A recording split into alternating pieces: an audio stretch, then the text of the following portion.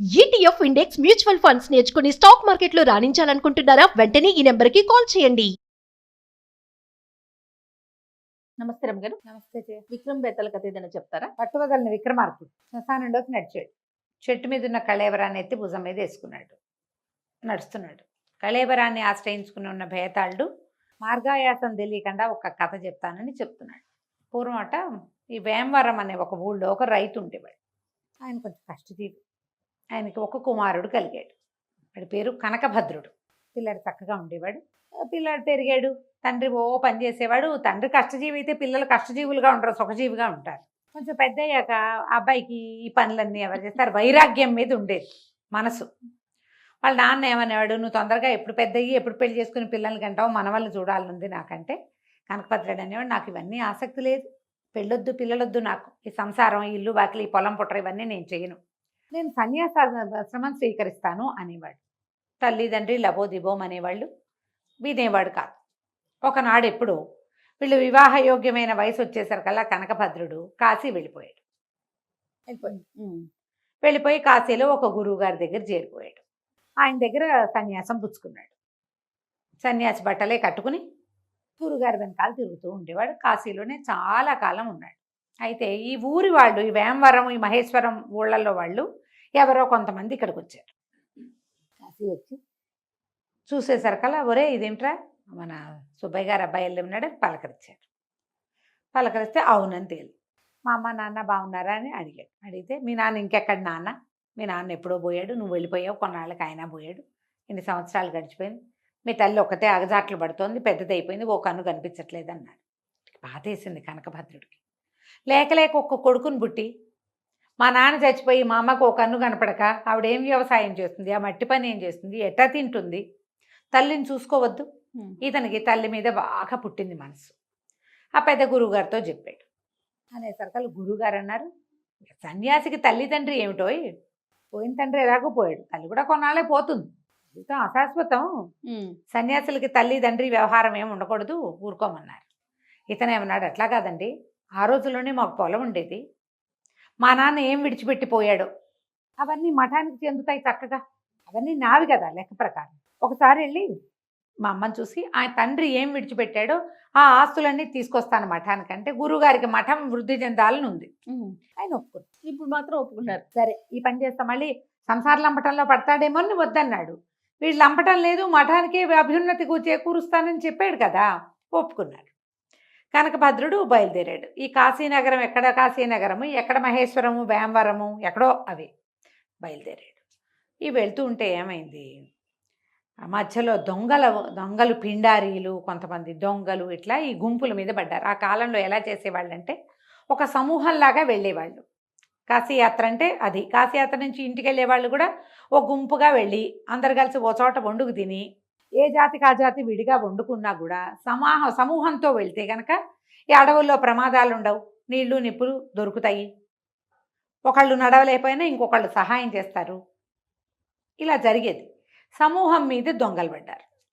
కొట్టిన వాళ్ళని కొట్టారు, లాక్కున్న వాళ్ళ దగ్గర నుంచి లాక్కున్నారు, డబ్బులు లాగేసుకున్నారు, నగా నాణ్యం లాగేసుకున్నారు. తర్వాత మనుషుల్ని పనిచేసుకున్నారు వాళ్ళు. ఈ మనుషుల్లో కనకభద్రుడితో పాటు పార్వతి అనే ఒక అమ్మాయి కూడా ఒక దొంగకి దొరికింది. కనకభద్రుడిని పార్వతిని ఇద్దరిని బానిసలుగా పట్టుకుపోయాడు ఆ దొంగ. దొంగలు పనిచేసుకున్నారు మనుషుల్ని, ఎవరికి దొరికిన మనుషుల్ని వాళ్ళు లాక్కుపోయారు. ఈయనకు ఒక పిల్ల, ఒక 16 ఏళ్ల పిల్ల, ఈ 30 ఏళ్ళలో 28 ఏళ్ళలో ఉన్నటువంటి కనకభద్రుడు ఇద్దరిని తీసుకుపోయాడు. తీసుకుపోయి ఏం చేశాడు, అతనికి ఆ దొంగకి ఆవులు ఉన్నాయట. ఆవుల్ని సేవించి చూసుకునే పని కనకభద్రుడికి, ఇంట్లో పనిచేసి వంట చేసి పెట్టే పని పార్వతికి అప్పచెప్పాడు. వీళ్ళకి దారి తెన్ను తెలీదు. కాశీనగర్ నుంచి ఏదో కొంత నడిస్తే ఎక్కడికో వెళ్తే అక్కడి నుంచి ఏదో అవుతుందని బయలుదేరారు. వీళ్ళు ఎటు పక్కకి తీసుకురాబడ్డారో తెలీదు. ఆ రోజుల్లో ఇవేవి మనకి లొకేషన్లు అవి వ్యవహారం మ్యాపులు, గూగుల్ మ్యాపులు లేవు. వీళ్ళకి తలా తోకా తెలియలే, అది ఏ ఊరో తెలియదు. వీళ్ళిద్దరూ ఒకళ్ళతో ఒకళ్ళు మాట్లాడుకోగలరు, సేమ్ భాష వాళ్ళు కాబట్టి. కొన్ని రోజులు గడిచినాయి. కనకభద్రుడు శ్రద్ధగా పనిచేసే రకం, ఆవులు కొంచెం వృద్ధి అయినాయి. ఆ అమ్మాయి శ్రద్ధగా ఇంట్లో పనిచేసేది, వంట చేసి పెట్టేది, వంట బాగుండేది. దొంగకి బాగా, ఆ దొంగ ఆయనకి అలవాటైపోయారు. వీళ్ళు ఏమనిపించింది, వీళ్ళిద్దరూ ఉండి ఇల్లు వాకిలి అన్నీ బాగున్నాయి, గొడ్డు గోదా పెరుగుతోంది, ఇంట్లో సమస్యలు తీరిపోయినాయి, హాయిగా ఉన్నాం, డబ్బులు వస్తున్నాయి. వీళ్ళిద్దరివి కలిపి కాపురం చేయించి వీళ్ళకి సంతానం కలిగితే బానిస వంశం కూడా వృద్ధి అవుతుంది కదా అని భావించి, అంతకుముందు కనకభద్రుడు వాకిట పడుకుంటే పార్వతి ఆ ముసలా ఈ దొంగవాడి తల్లి దగ్గర పడుకునేది. వీళ్ళిద్దరికీ కలిసి ఒక కొట్టం లాంటిది నిర్మించి, మీ ఇద్దరు ఇప్పటి వరకు మీ ఇద్దరు ఒకళ్ళకొకళ్ళు ఏమయ్యారో నాకు తెలియదు, ఇక నుంచి మీ ఇద్దరు భార్యాభర్తలు ఈ ఇంట్లో ఉండండి, మాకు పనులు చేయండి, మీరు కాపురం చేసుకోండి, పిల్లల్ని కానీ నాకు ఆ పిల్లల్ని బానిసలుగా అప్పచెప్పండి అన్నాడు. బెదిరిపోయింది పార్వతి. నాకేం చేయాలో తెలియలే. ఏదో పని అంటే పర్వాలేదు, వాళ్ళ ఇంట్లో పని చేస్తుంది, వాళ్ళు అన్నం పెడతారు, బట్టలు ఏవో ఇస్తున్నారు, తిని పడుకుని పని చేసుకుని బతికేస్తుంది. ఈ మొగ ఆయనతో ఆ ఇంట్లో ఉండటానికి అబ్బాయి భయపడింది. కనకభద్రుడన్న నువ్వేం భయపడద్దు, నేను సన్యాసంలో ఉన్నవాడిని, నాకు అసలు జీవితేచ్ఛే లేదు, ఏదో వీళ్ళ దగ్గర ఉన్నాం, పని చేస్తున్నాం, మన ఇద్దరం ఉందాం, నేను ఇంట్లో ఉండమన్నాడు కాబట్టి నువ్వు వంట చెయ్యి, నేను తింటా, నేను పని చేస్తా, నువ్వు సహాయం చేయి, అంతే, మనం ఏం కాపురం గీపురం చేయొద్దు, కలిసి ఉందాం అంతేననుకున్నారు. కలిసి చాలా రోజులు ఉన్నారు. వీళ్ళిద్దరికీ ఒకళ్ళకొకళ్ళు బాగా అలవాటయ్యారు. ఆ అమ్మాయికి భక్తి వచ్చింది ఇతని మీద, ఆయన శ్రద్ధగా సేవించేది అతన్ని, వాళ్ళ ఇంట్లో కూడా పనులు చేసేది. కొన్ని రోజులకి ఏమనిపించింది, ఈ కనకభద్రుడికి తల్లి గుర్తొస్తూ ఉండేది. అమ్మ వృద్ధురాలైపోయింది, ఎక్కడుందో ఎలా ఉందో ఏమిటోను అని బాధగా ఉండేది. చెప్తూ ఉండేవాడు ఆ అమ్మాయిని, పదాన్ని నిన్ను మీ ఇంటి దగ్గర దింపేస్తాను, మనకు అన్నీ తెలిసినాయి, వీళ్ళు మనని నమ్ముతున్నారు, మనని వదిలిపెట్టేస్తున్నాడు ఫ్రీగా, ఈజీగా వదిలేసేవాడు వాళ్ళని. అంటే వీళ్ళు ఎక్కడికైనా లేచక్కపోతారు, పారిపోతారు, ఆ భయం లేదు వాళ్ళకి, ఏళ్ళు గడిచినాయి, అదేలేండి, నమ్మకం వచ్చి. ఈ నమ్మకం మీద నేను నిన్ను దింపుతానంటే ఆ అమ్మాయి అంది. ఆ అమ్మాయికి తన ఊరి పేరేదో కూడా గుర్తులేదు. ఎప్పుడో బయలుదేరారు కాశీకి వాళ్ళు, ఆ కుటుంబం. అమ్మాయి కొంచెం చిన్నపిల్లగా ఉన్నప్పుడే, ఊరు పేరు వ్యవహారం ఏం తెలీదు, అది ఏ దిక్కులో ఉందో ఎక్కడుందో ఏమీ చెప్పలేదు, కానీ ఇక్కడి నుంచి వెళ్ళిపోవాలని పుట్టింది వాళ్ళకి. సరే ఏమంది, అది కాదండి మీ ఊరే వస్తాను, మీ అమ్మగారు ఎలాగో వృద్ధురాలు కదా, మీతో ఉండనివ్వండి, మీ అమ్మని సేవించుకుంటూ ఉంటా, ఒకవేళ మీరు మళ్ళీ కాశీ వెళ్ళిపోయినా మీ అమ్మగారితో నేను ఉండిపోతా అని బతిలాడు. సరే ఏమనుకున్నాడు, అలాగే వెళ్ళిపోదాం అనుకున్నారు. వెళ్ళిపోదాం అనుకుంటే సరే వీళ్ళు సాయంకాలం అయ్యే వరకు పనులు చేసేవాళ్ళు, రాత్రి వీళ్ళని ఎవ్వరూ డిస్టర్బ్ చేసేవాళ్ళు కాదు, మర్నాడు తెల్లవారిదాకా ఏం లేదు.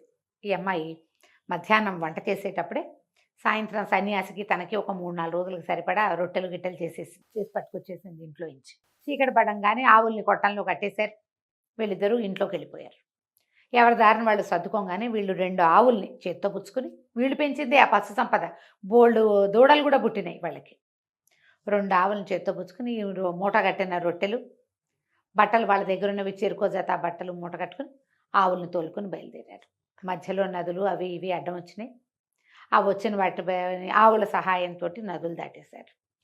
దాటి మెల్లిగా వెళ్ళి వెళ్ళి వెళ్ళి ఆ మహేశ్వరం అడవులు, అక్కడున్న వేమవరం అనే ఊరు కోసం ఒక్కొక్క ఊరు దాటుకుంటూ, ఎక్కడ అవకాశం ఉంటే అక్కడ పడుకుని, ఎక్కడ కుదిరితే అక్కడ కాస్త యాచన చేసుకుని అయినా కొంచెం బియ్యం పొంగించుకుని తిని, పిల్ల వంట చేస్తుందిగా, అన్నం వండుకు తిని మొత్తానికి చచ్చి చెడి వాళ్ళ ఊరు చేరారు. వేమవరం చేరిపోయారు. ఊళ్ళోకి వెళ్ళారు. అతను తన ఇల్లు అవి గుర్తుపట్టగలడు, అక్కడి నుంచి వచ్చినట్టుగా, తను పెద్దవాడే కదా, 19 ఏళ్ళు అలా వయసు ఉంది. వెళ్ళాడు. వెళ్తే తల్లి చూసి ఆశ్చర్యపోయింది, దుఃఖపడింది, పిల్లాన్ని కావలించుకుని ఏడ్చింది, శోకాలు పెట్టి ఏడిస్తే అతను అన్నాడు, అమ్మ నువ్వు బాధపడకు, ఇదిగో నీ కోడల్ని తెచ్చాను చూడు అని చెప్పి పార్వతిని చూపించాడు. ఆవిడ కోడల్ని కావలించుకుంది. ఇక ఆ తర్వాత కనకభద్రుడు కాశీనగరం పేరెత్తల, పార్వతితో తన ఇంట్లోనే ఉండిపోయి ఆమెతో కాపురం చేసి సంతానానికి అన్నాడు, తల్లిని చూసుకున్నాడు, తమ పొలము వ్యవసాయము తను తెచ్చుకున్న 2 ఆవుల సహాయంతో ఆ ఊళ్ళో సెటిల్ అయిపోయాడు. ఈ కథని చెప్పాడు భేతాళి. పార్వతితో ఒకే ఇంట్లో కలిసి ఉన్నా కూడా వివాహం మాట ఎత్తకుండా, అంటే ఏకాంతంగా ఉండే అవకాశం వచ్చినా కూడా దాని మీద దృష్టి పోని కనకభద్రుడు ఇంటికి వచ్చేసరికి పెళ్లి చేసుకుందామని ఎందుకు అనుకున్నాడు, ఎట్లా అతని బుద్ధి సన్యాసం మీద నుంచి సంసారం మీదకు పోయిందో చెప్పమన్నాడు. రాజు నవ్వాడు. మానవ సహజమైంది ఇది, అక్కడ ఉండగా పరిస్థితి వేరు. కనకభద్రుడు సుఖజీవి మొదటి నుంచి, తండ్రి కష్టజీవి. ఆ కష్టజీవిని చూసి ఇక ఈ కష్టాలన్నీ నేను పడలేనని, సన్యాసం అయితే సింపుల్గా ఉంటుందని సన్యాసానికి వెళ్ళాడు. అయితే ఈ అమ్మాయితో కలిసి ఈ ఇంట్లో ఉండి ఇన్ని రకాల పనులు చేసేటప్పుడు ఆ కష్టంలో ఉన్న సుఖం ఏమిటో అతనికి తెలిసింది. సన్యాసిగా ఉండటం వేరు, ఆ కష్టపడడం, పని చేయడం స్వాభావికమైనవి. అతని పైగా అతని జీన్స్‌లో అతని వంశానుగణంగా వచ్చిన గుణాలే గదా! వాళ్ళంతా రైతులు గదా! క్రమంగా ఈ పార్వతి మీద ప్రీతొచ్చింది. తనేమో అమ్మా, నాన్న కనిపెంచిన అమ్మా, నాన్నని వదిలిపెట్టిపోతే తనకి సహాయంగా ఉన్నందుకు వృద్ధురాలైన తల్లిని సేవిస్తానంది పార్వతి. ఆ అమ్మాయి ఎవరో సేవిస్తే తను సేవించుకోవద్దు తల్లిని? తనెంత చేయాలి? తను చేసిన కొంచెం సహాయం కోసం వృద్ధురాలి సేవకు ఆ అమ్మాయి అంకితమైతే దానికి జీవితానుభవం లేకుండా నేను అక్కడ సన్యాసం, దీన్ని ఇక్కడ సన్యాసంగా ఎందుకు చేయాలి? పైగా ప్రయాణంలో ఆమెతోటి ఉన్న సంతోషం ఏమిటో అతనికి తెలిసింది. ఒక స్త్రీతో కలిసి ప్రయాణించటము అనే దాంట్లో ఉన్న సంతోషం అతని ఆత్మకు అర్థమైంది. అందుకని సన్యాసం మానేశాడు, గృహస్థాశ్రమం స్వీకరించాడు. ఇంతేనన్నాడు రాజు.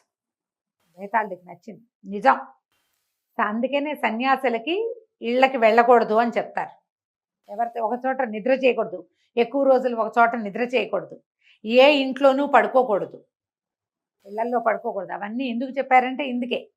మళ్ళీ స్త్రీలతోటి కలిసి ఉండటము, స్త్రీ సాంగత్యము, స్త్రీలను కలుస్తూ ఉండటం, కబుర్లు చెప్పటం వస్తే వాళ్ళ గుణం మారిపోతుంది. స్త్రీ సాంగత్యంలో ఉన్న సంతోషం ఏమిటో తెలిసిపోతుంది. తెలిస్తే సన్యాసానికి విడాకులు ఇస్తారు. అందుకే కదా చాతుర్మాస్యం అని అదని ఇక్కడ ఉన్న సన్యాస దీక్ష వహించిన వాళ్ళంతా ఎక్కడికో మఠాలకి, నదీ తీరాలకి అలా వెళ్ళిపోతారు. ఎవరిళ్లలోనూ నిద్రలు చెయ్యరు. ఇదంతా చాలా బాగా చెప్పావని, బేతాళుడు నేను పోతున్నా అని మౌనభంగం చేసావు కదా అని శవంతో సహా వెళ్ళిపోయాడు. మళ్ళీ రాజుగారు ఏం చేశాడు? వెనక్కి తిరిగి నడవటం మొదలుపెట్టాడు. కథ కంచికి మనం ఇంటికి. చాలా బాగుంది రమ్మగారు. నమస్తే. నమస్తే జయ.